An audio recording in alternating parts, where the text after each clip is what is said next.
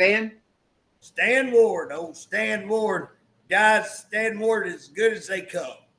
And so I called Stan. And in fact, when I was dialing him, Darrell said, "Who you calling?" And I said, "Stan Ward." And he goes, "Well, that's my lawyer. You go ahead and call him." Yeah. And so Stan told me, said, "JJ, whatever this guy tells you, he's got the document to prove it. When he tells you something, just go ahead and believe it. He's got the documents to prove it." Now that, Darrell, how long ago was that? Probably 2 years ago, 3? Yeah, 2 or 3 years ago. So yeah, we had 2 judges that had to recuse out of my case, and we got moved to this North Central Judicial situation.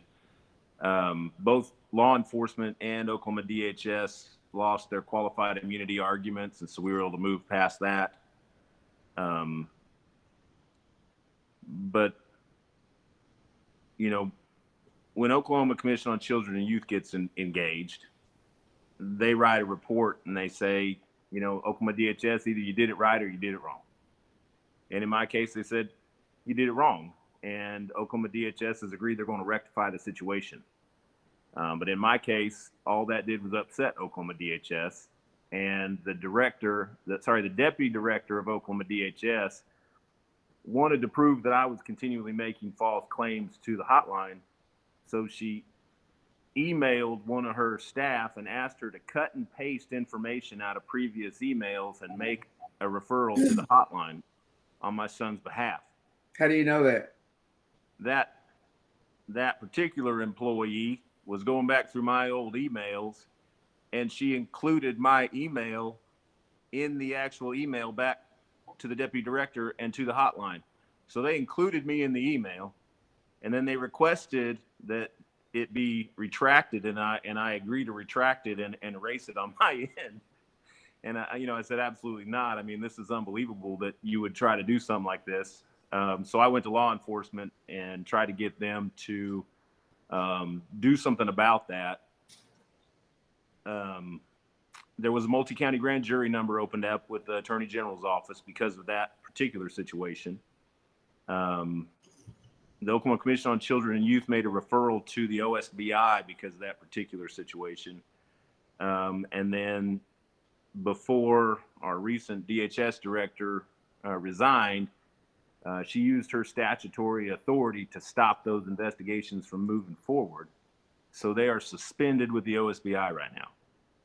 And so just so everybody knows, because I really want to lay this out, that we went and put Darrell's stuff over to the AG. Darrell, remind me, was that Gigger that was actually looking at your stuff, and that you have emails to where he didn't even look at it, and the staff went in and said, hey, he never even looked at it, and they denied it? Am I right on that? Well, I actually got information about his internal emails between him and his investigating staff member, and they said they wouldn't even look at my material because they know the district attorney in town and they know the chief of police in town, and so they wouldn't even look at my material. Now, they wouldn't share that with me, but I got that information from one of their staff members that thought it was inappropriate that they were refusing to investigate. Well, and here's what's funny in that, so our listeners know. When you have knowledge, when you have friendships, when you have, and this has occurred a lot of times in Darrell's case, whether it be with the attorney general or people right there in the police department who know people who shouldn't be investigating this cell, should recuse out of the case to allow it to be properly investigated. But instead, what they're doing is they're killing the investigation. Now, I know that because I was involved in helping Darrell. So after me and Darrell met, after I talked to Stan, I think that was one of the first things that we did was to go over and send your stuff to the AG and ask them to investigate, which actually went nowhere. And then you found evidence that they knew the people involved in investigating your case and actually kills that. That's what it appears, that they killed that. It appears that way because it is that way, because we have emails showing that it is that. but we always like Correct. to say peers. We'd always like to get it investigated. And so what I'm letting our listeners, because we're going to talk about several of these cases, Darrell's is just one case where his kids were in a very, very bad situation. He knew how to navigate the system. He gathered all kinds of evidence. He caught them lying because they stupidly put him on their email chain. So he was getting the information that they were saying against him. So he's got all of that information. He goes out, gets the judge thrown out because of the information he gets. Now we try to get the AG to investigate it. Nope. Got to pick up from there because this story don't stop right there. Pick up from there, Darrell. Yeah. After it was decided that the Oklahoma Commission of Children and Youth had notified DHS, and I was told that they would rectify their records and the issues they'd created, I was called to a meeting in Oklahoma City, and the building in Oklahoma City for Oklahoma DHS, where they actually do the caseworkers, not their administrative, their caseworkers, is a large building, and the rooms are upstairs. But when I got on the elevator, they actually hit the B button, and we went to the basement. And when I got to the basement, it was the director of Oklahoma County DHS, the supervisor over the area, Oklahoma County DHS, and the caseworker. And they advised me that they didn't need to listen to Oklahoma Commission on Children and Youth. They advised me that they knew my son had made complaints in his forensic interviews, but they would not allow the court to know that. They advised me that him and 4 other children had been threatened not to speak in this home, or they would have to eat soap, but that they were going to testify in court that it was only one of them might have to have their mouth washed out with soap. There was an issue where my child came home with quite a few injuries. Black eye, swollen nose, knot on his head, scratches on his back, blood blister punched in the middle of his back, and a sore ribs. The counselor at the Seville Center, it's a children's counseling facility in Stillwater, had me take him to the doctor to have him checked out, and they noted all his injuries. He said he couldn't tell how it happened, or he'd have to eat soap. And the counselor said that he said something happened, at his other parents' house, and he didn't want to talk about it. He had to eat soap. So at that point, I went to law enforcement and I said, you guys haven't been engaged here. I need some help because I need protection. I need to figure out. Oh, we lost him. Well, let me kick it. I said, but if I go to DHS, they're going to make something problematic for me. At that point, the director of the Seville Center sent me an email and said, hey, just so you know, neither of the caseworkers had a law enforcement with them when they forensically interviewed your child in either of his previous interviews. The counselor from the Seville Center that spent time with him said, hey, just so you know, I went and watched his forensic interviews because things weren't adding up. And DHS told me the reason that I was seeing your child is because you can't co-parent and it's causing anxiety for the child. But I realized that there's a serious complaints your child were making of sexual abuse in his forensic interviews. A law enforcement officer finally did go watch those forensic interviews and put into a police report my son's complaints, what had been happening to him that DHS had been lying about and falsifying records for 2 years.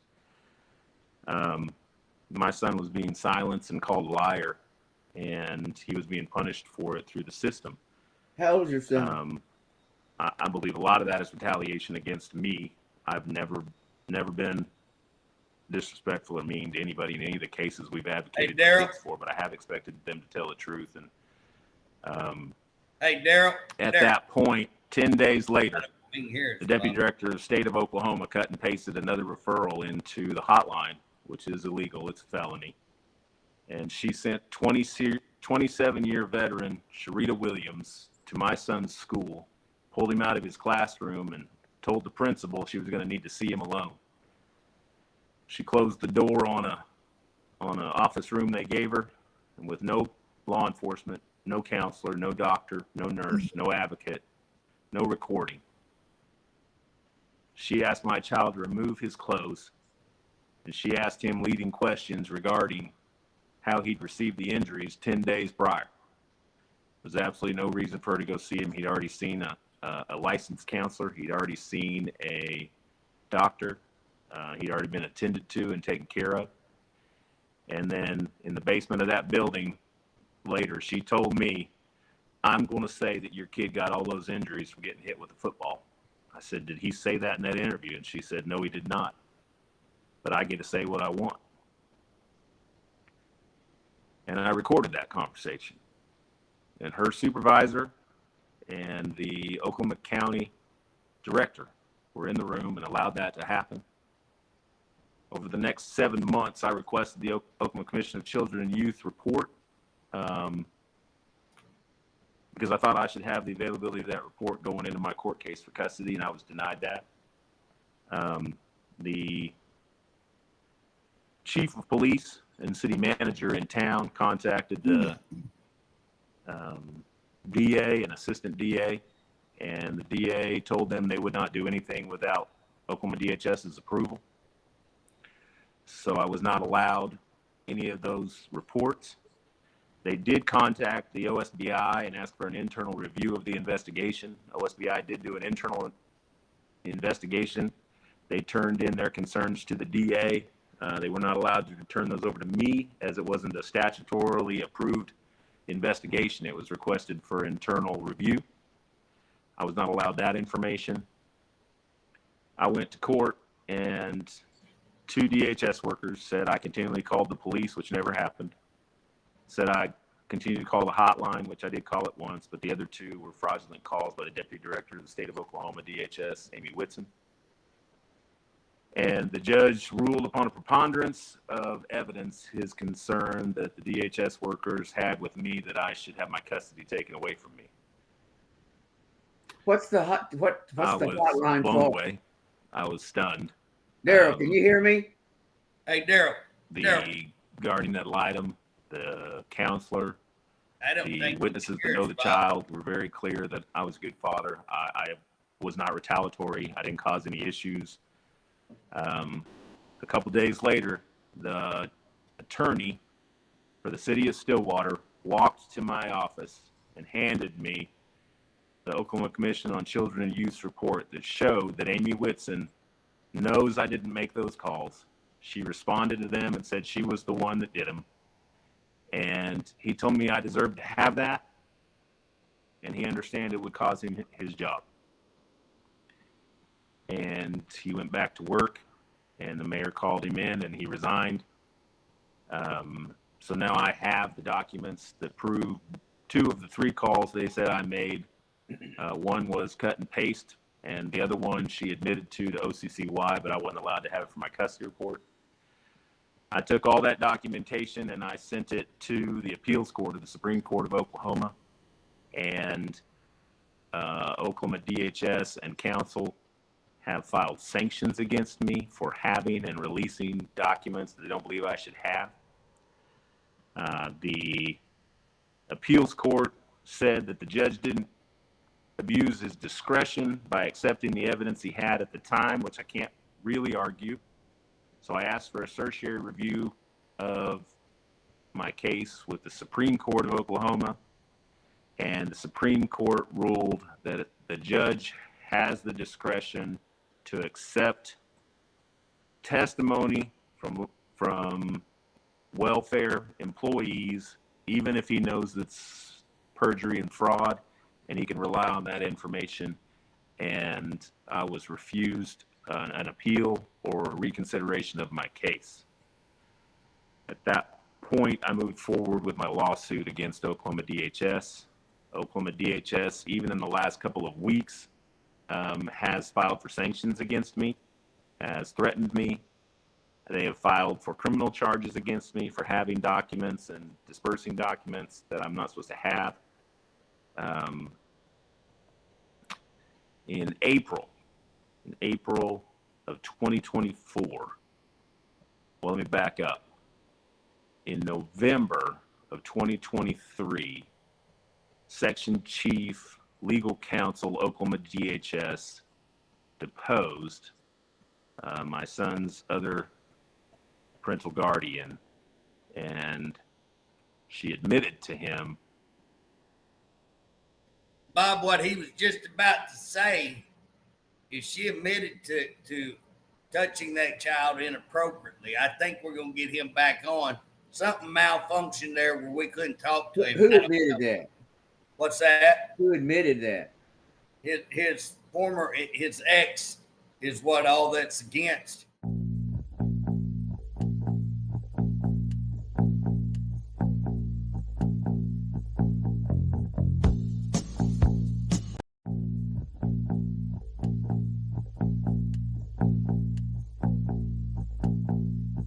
Darrell, can you hear us now? Yeah, did I get back in there? Yeah. Hey, just so, because we're going to run out of time.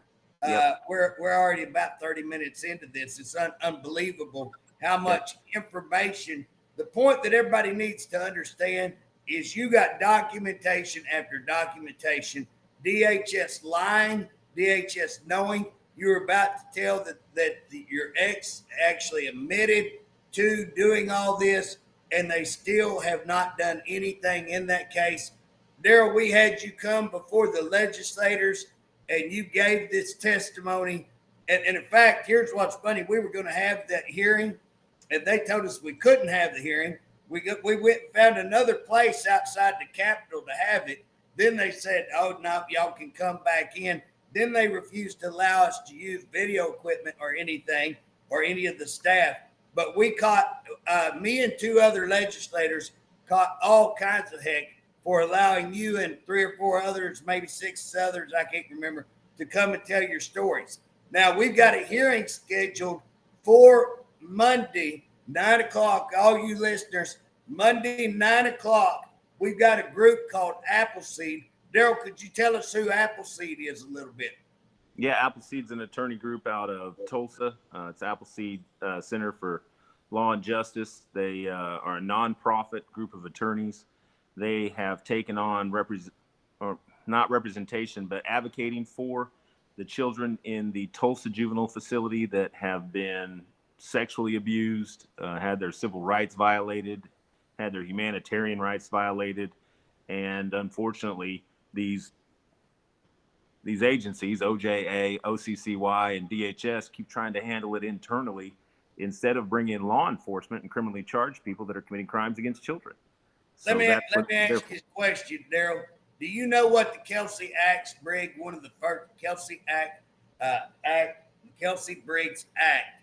Do you know what one of the first things says in that act? I don't know what the first thing it says is, but I've filed it 3 times in my case, and it's been denied. Well, one of the first things, one of the premises of that whole thing is you have to notify, because that was the whole deal in that case. Law enforcement was never getting notified. So in that case, now it is state law. In fact, that's a federal case, went federal wide, but our state changed it to where we must notify law enforcement. And guess what? We're sitting here talking about DHS, OCCY, giving them internal documents saying, yes, this is all going on. So OCCY knows it, has known it in your case for years, in this juvenile case, in this detention case, has known it for months, maybe up to, what would you say, 8 months, a year? 2022 was the first report written from Oklahoma Commission on Children and Youth regarding this. 2 years. This meeting you're having tomorrow at the Capitol, it's not going to be live. You can't get to it. Well, Bob, I think they may have it live streamed. Yeah, I think we're going to have a general They said that you could use any of the state. No, well, they changed that. We had a lot of. Wait a minute. Am I hearing you correctly that DHS has gone to somebody at the Capitol trying to shut you down? Well, that was last year. What we did was, Bob, we got with Appleseed. I got with Darrell. We got with another person named Mandy Reed, and we put all of this together. And we sent it to the AGs. We sent it to all leadership, the governor, speaker, pro tem, everybody in leadership position.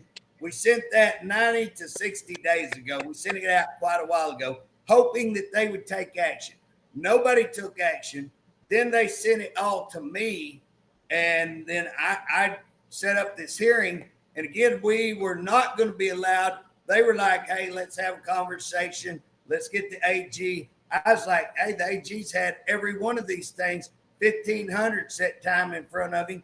Hey, I'm not going to be a part of knowing that kids are being molested, knowing children are being abused. I'm not going to be a part of setting on that. We're going to have a hearing the minute I got it. That was last week. I set all this up. And again, I knew it's coming because I've been working with all these people for a while. I went and met with Appleseed to say, but what we did was said, look, send it to leadership. Send it to all these people who have the ability to get something done. But we have found a little old statute that indicates that if the committee that I sat on will all of us, if a majority will sign it, we can actually order, and that's what we're trying to get done, is order an investigation onto why these agencies, and I think it's criminal. I think that if they know that kids are being sexually abused and they try to cover it up, they take no legal action. If they lie on paperwork, and we know that they have openly committed fraud, and not just in Darrell's case, but in multiple cases. And again, here we are in this Appleseed, which is, Darrell, kind of explain what went on at that detention so people will know how big this is. Yeah. Those children were being sexually abused by staff. They were being, just some of their basic humanitarian rights were being stripped from them there and other facilities around the state. They were being locked in rooms. These are kids. These are kids, for long periods of time, denied education. DHS is over that. OJA is over that. They were writing reports on it. It was getting pretty regular that they were getting complaints. The kids were basically saying, I'm complaining. I'm willing to sacrifice my privacy for my safety. And basically our DHS and our OJA. How old were these kids? We don't get to know the information on the specifics. I think that Appleseed's going to give us some pretty good specifics tomorrow. But none of them are 18. They're all under 18. They're all mostly teenagers. You're saying that DHS employees were molesting in these facilities? Yes. Wow. Yes. So, like Darrell, were they actually allowing other people to molest these kids as well? I'm not sure. Do you know of any case of that? The report that Appleseed originally let out was several hundred pages long, and it'll make your stomach turn. But because law enforcement wasn't called, it basically enabled these people to know that they could get away with it, and it kind of escalated, and it has escalated quite a bit.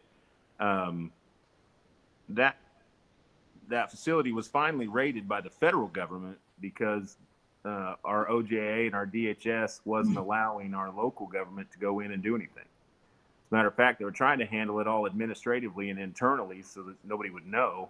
They put one of these individuals on leave rather than call law enforcement. And to my knowledge, he was actually working for the Broken Arrow Public School Systems while he was waiting to go back to work. Appleseed found that out and disclosed that.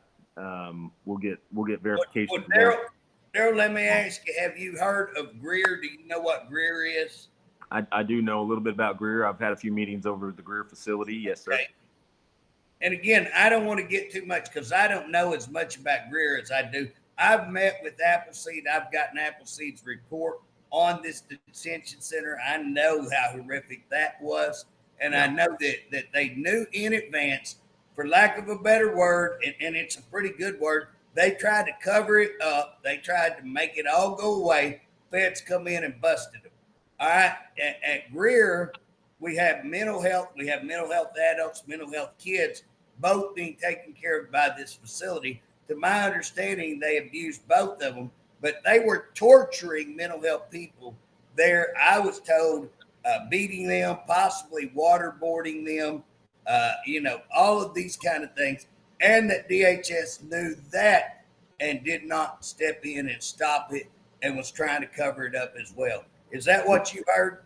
Yeah, the district attorney had to suspend his investigation because he was basically saying he wasn't being given enough information or enough witnesses. They were using privacy laws and disabled adult laws to minimize the amount of witnesses that the DA was able to speak to.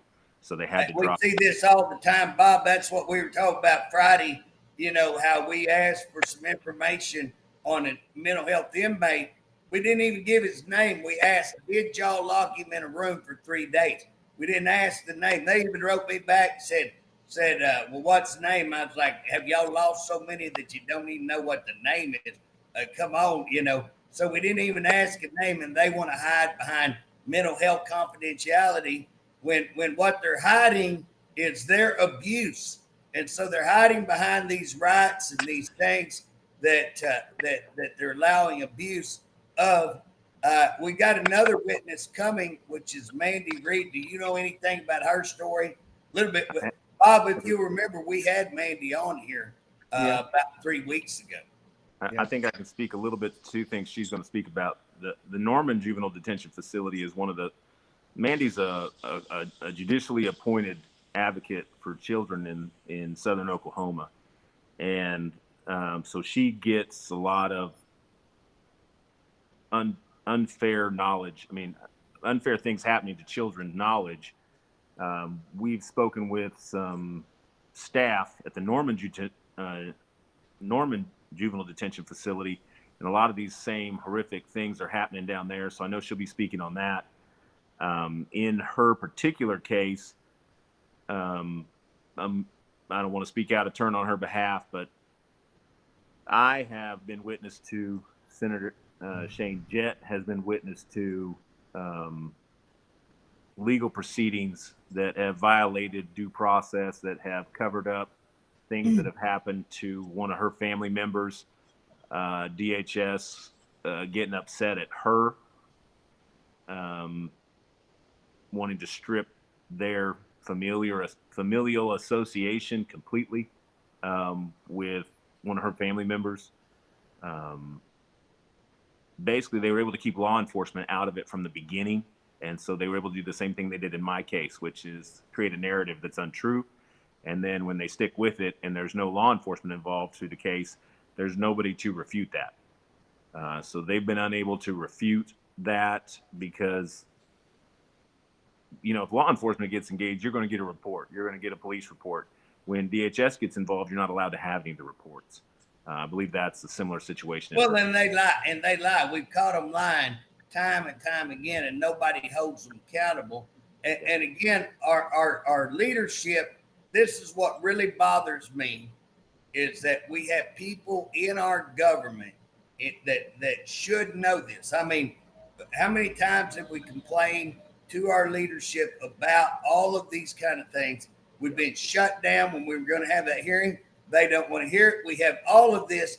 Hey, you going to tell me they didn't know all the stories that we got and was put on the news and broadcasted and nobody knew anything? And guess what happens? Not one thing. They don't try to do one thing. We've tried to get these investigations. In your case, we did get an investigation. How in the heck can DHS stop an investigation into theirself? They did. And again, how can anybody in the legislature or at the governor's part, how could they not want to get answers to this? Well, Bob, how many people are going to be raped? I mean, you deal with it in prison. How many people get raped? How many people are committing suicide because they're being beaten, extorted, raped? How many people? I always thought they didn't really care about because they was inmates, but they still got rights. But I'm just pretty well shocked at this. I had no idea. Oh, it's unreal, Bob. It's unreal. Darrell was one of the first ones that came to me with this, and I was just super. I can tell you, and I was pretty busy. And Darrell, I forget who even asked me to meet with you, Darrell. May have been Dana Perino. I don't know. But anyways, I agreed to meet. And he came in, and I was just like, oh, this is too big to even believe. This is too big. Let me call my lawyer, Stan. I get on the phone with Stan, and Stan's like, and Bob, other people don't know Stan like me and you knew Stan. You knew Stan better than I do. But if Stan told me, I don't care if it's high noon. If Stan told me it's dark outside, I just assume it's dark outside. That's how much I respected that man. And when he told me I better listen and that everything Darrell said, he would back up and he was telling the truth, I started paying attention. And me and Darrell have, Darrell's worked it 10 times. All I've did is just been the kind of conduit to call the AG or call So this. the other guys that are attending, do they have stories similar to what you hear now? What we're hearing right now? So we're gonna hopefully advocate on behalf of quite a few families. The problem with some of the other families is they're not allowed to have the information that I've been able to accumulate. So what I'd like to be able to show the body is this is what happens. We have proof that this is what happens. These other particular families just wouldn't have the ability or strange luck that I've been able to have. They haven't had, a city attorney willing to resign his position for kids. They haven't had, the administrative offices of Oklahoma DHS messing up and adding me to their emails. They haven't had the knowledge of how to navigate the DHS system. JJ, I don't know if you've been watching your email, and I know you get thousands of emails, but I've forwarded you 2 emails that I've gotten in the last week. And just so you know, amazingly enough, praise God, for some reason in the last few days, OCCY is now ready to open another investigation up into Oklahoma DHS administration and legal staff. Ain't that amazing? Amazingly enough. And I got a new request from the Attorney General's office to turn over evidence again, even though they already have it.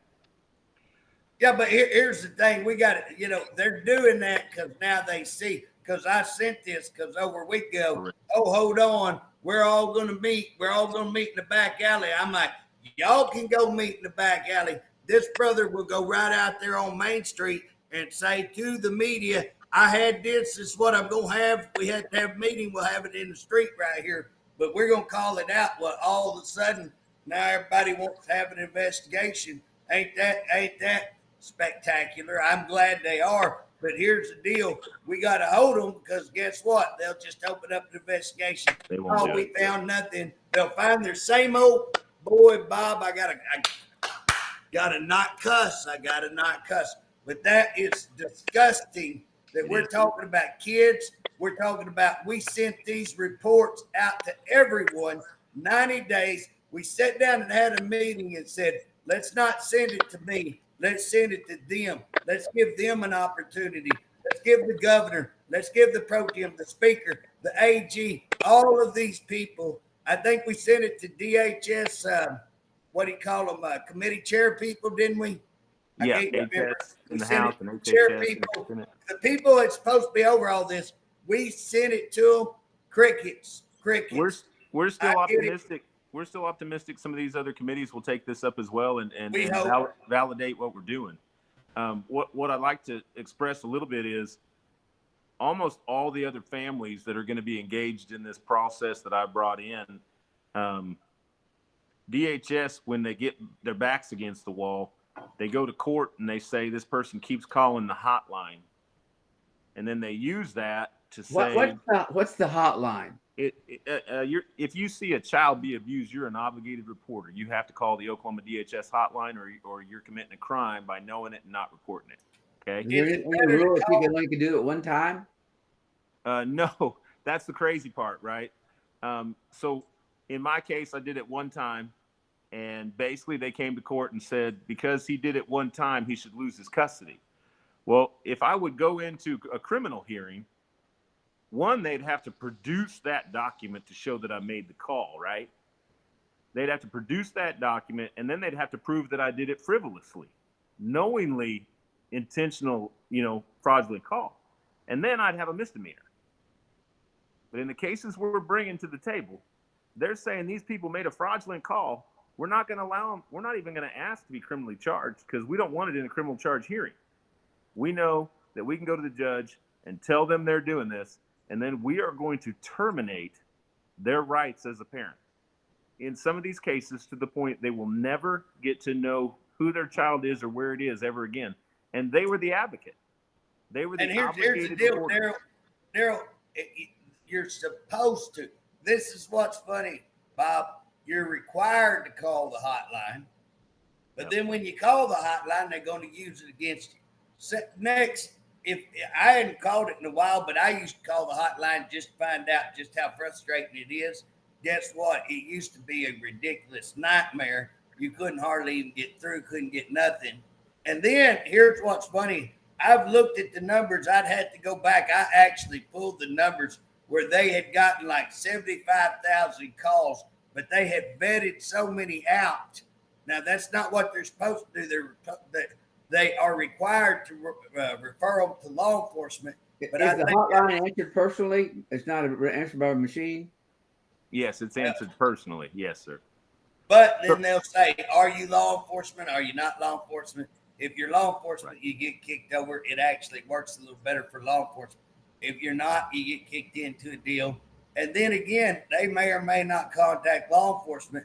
I think out of 75,000, they end up contacting 14. If I remember, I'd pulled numbers like that, but it was just a fraction of what actually got called in. So, well, JJ, how many bills have been introduced to try to correct some of these things over the years? Can I address that? Ahead, that's actually what we're going to speak about tomorrow. There's actually some really good legislation out there that requires DHS. Actually, the multidisciplinary team is what it's called, and every district attorney's district is required. The district attorney is supposed to lead the investigation. Law enforcement, medical, and counseling are supposed to be your top 4 involved agencies. You're supposed to have somebody from each agency that agrees to be the top in your multidisciplinary team in each district. None of that ever happens. That's never happened. At the bottom, and I'll bring this and I'll spread it out for the committee tomorrow. It says then you have a caseworker from DHS that should be involved, and it's basically for administrative purposes. It's basically so that all the other, they can organize getting the kid to the forensic interview. They can organize the different reports from the different professionals. But what DHS does is they say, I don't think we want law enforcement here this time, so we're going to be the law enforcement. And I don't want a medical here. We're going to be the medical.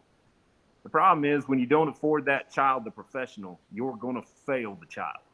Once they fail the child, they refuse to back up and admit it, and then they push forward with this just obscene amount of crimes against the child and family to cover it up. And they should be charged when they're falsifying documents, when they're lying, when they're not doing what the law requires, and they are putting kids in harm's way just so they can't have egg on their face. Hey, one thing I do want to tell people who are listening, I've got another witness who probably won't testify tomorrow. We're going to have her lawyer to protect that person. We have their lawyers speaking. I hope their lawyer's able to speak to some of the evidence that they have that I believe will just confirm, even better than Darrell, will confirm how DHS destroys, lies, cheats, falsifies documents. It's time we do an investigation. We're going to call for an OSBI investigation. I really would think that OSBI, I'd like to see the state not investigate the state on this. I'd really like to see somebody else investigate. Well, in the request for the OSBI initiation, it clearly says when they realize these have violated civil liberties and civil rights, they need to refer it to the FBI. So I hope that would be the course of action. Well, I can promise you, I will guarantee you, I can guarantee you it will, what we produce tomorrow and what we do will definitely be given to the FBI. I can guarantee you that's going to happen. And again, it is time for the FBI. I hope the FBI would step in. This is not just about DHS. This is about multiple state agencies. Tomorrow, we're asking on 3 agencies. It's not one agency. That's what I need people to understand. We're not focused just on, and Darrell, share with us, because we still got a minute or two, but quickly share with us. You mentioned Manitou a while ago, but share with us that you told me. Yeah. So my original Little from Big Brothers Big Sisters was the first young man I mentored. I was a teenager myself when I was mentoring him. A really rough life. He ended up getting himself in trouble in junior high and ended up in Manitou Correctional Facility in Southwest Oklahoma.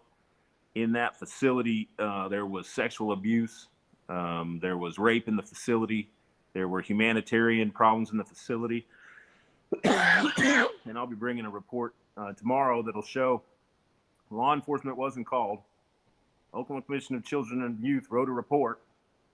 An internal report was given to Oklahoma DHS, and they were waiting on an internal review from Oklahoma DHS instead of immediately calling the law enforcement. And that report is, when I read some of these things tomorrow, I think they'll make you puke. One of these kids had to have their rectum stitched up, and they didn't call law enforcement. How's that happen? Well, and not only that, but it's some of the same people involved in this covering up. It's and the same leadership 20 years later. Yes, and again, OCC, why is that right? Oklahoma Commission of Children's Youth. Okay, so again, what they're going to do is try to stand back and go, oh, look, we provided a report. We did what we were supposed to. No. If you provide a report that children are being molested to the point they had to have their rectum sewed up, guess what? You got an obligation to follow that and make sure something's being done. If you just give the report and go, well, they didn't never do anything, we're cleared, we covered our butt. No, you didn't cover your butt because you did. You knew of. I honestly think these are felonies. If you sit there watching somebody be raped and you don't do anything at all, you're criminally negligent. And again, I think these people are criminally negligent to know this stuff is going on and turn around and turn a blind eye to it. And again, here's the other thing. How many people in our government have wanted to make, I keep saying they remain. I did this at a rally the other day at Shawnee at Pottawatomie Courthouse. I said they stay willfully ignorant. They don't want to know. They stay, no. Let's, okay, y'all take care of that. We don't believe this. They don't want to believe it. They don't want to know it because they don't want to deal with it. It's ugly. When we start peeling this out, it is going to be ugly, be one of the biggest, I think one of the biggest black eyes to our state in a long, long time, if we can get people to look at it. Agreed. Now, I think you may have to clear up some of the, I guess it'd be correctional situations. Is there a possibility in any way, shape, or form that sexual encounters can be consensual inside of a correctional facility? No, absolutely not. We've gotten into that. Me and the AG had a discussion on that. They came over. Federal law. It's under federal, but again, our state law, if you look at the rape and you look at anything, it says any correctional person, anybody in charge of. I think there's laws on teachers. Same thing applies on teaching. Same thing applies on all of this. If you're in a position of authority over them, you cannot consent, no matter. And again, children can't consent anyway, so it's a double whammy. And for people to know that are in these positions, who've taken an oath of office, it's unspeakable. And it's unspeakable that how much we tried to get this to our governor, to our attorney general, to our leadership on both sides. And every time we've done it, we've been trying to be shut down. And again, we haven't been on this one. We weren't the last time. We got it out. They took no action. And again, hey, well, we're sitting in there. We're catching heck while we're sitting in there giving, when you were talking and all that before at the legislative meeting that we had, I mean, we're getting in there. Oh, there's nothing here. Why did you have to do this? You know, I mean, it's ridiculous of what we've had. Me, Shane Jett, and Dana have had to, Dana Perino. Hey, I want to tell people, man, Dana Perino has been a champion. Dana has been a champion on this. Steve Jett has been a Jett, and Dana have been champions. They fought this fight. I definitely want to make sure that their names are brought up to say, hey, they've stood tall on this thing. Is DHS coming tomorrow? I didn't ask them to. They could. They wanted to. Is that correct? It's an open meeting, and we've announced it. Yeah. He's asking, is DHS coming? I made some invites, but I haven't heard anybody back. Oh, you did invite them? I didn't invite them because here's the deal. We have told them. I've got multiple cases. I got a case, I handed it to them this thick. It had audio tape. It had videotape. I mean, you got this kid saying, hey, mom came in and touched sister in the no-no. You know, it's going to be recorded, so because they got to have it, so that's why they're letting it be recorded. Well, I didn't ask them to come engage the meeting. I asked them to come sit in and listen. So hey, they ought to come and sit and listen. They don't have to say a word. They ought to come and sit and listen, hear what's happening. There's a new guy there. The problem is the new guy came from OJA, I think. Did he not? Where'd he come from? He was very short time at OJA. He was a private attorney for a long time, and then he had a short stint as the director of OJA, and now he'll be the director of Oklahoma DHS. Well, and here's the deal. I don't know him good enough to say. I know him. I know who he is. But, here's an opportunity he could take to say, okay, let's hear this and let's take action. I would love to sit down and work with him. I did that with the last director. I went in 2 years ago and met with the last director and said, I don't want to fight you. I got enough on my plate. Can we not try to fix this? They haven't tried at all to fix it. So I've documented, and now we have, like I say, the lady whose lawyer is going to testify tomorrow. Wow, we got the Woolies. Wow, I've got the case I'm talking about. Very well documented, nothing done. Wow, I got Darrell's case. Boom, Mandy's case that we've actually started a new investigation on. And we got multiple ones that we still haven't even addressed. Roberta's case down there in Pottawatomie County. And if we would look at what Pottawatomie County is, they had a grand jury, brought back all the indictments. Where are the indictments? Of all the stuff they did, Pottawatomie County, crazy, out of control. We went and filed a petition the other day if we get enough signatures to have grand jury on the judge, possibly judges, I hope. Yep. Hey, I'm going to change the subject. We got about 1 minute, but you said this happened in the morning, early morning? With Trump? Gunshot with Trump? It didn't happen. It happened this morning. At 2 a.m. this morning, Bob. 2 a.m. this morning is what I got. It could be. They're out there golfing, unless they got lights.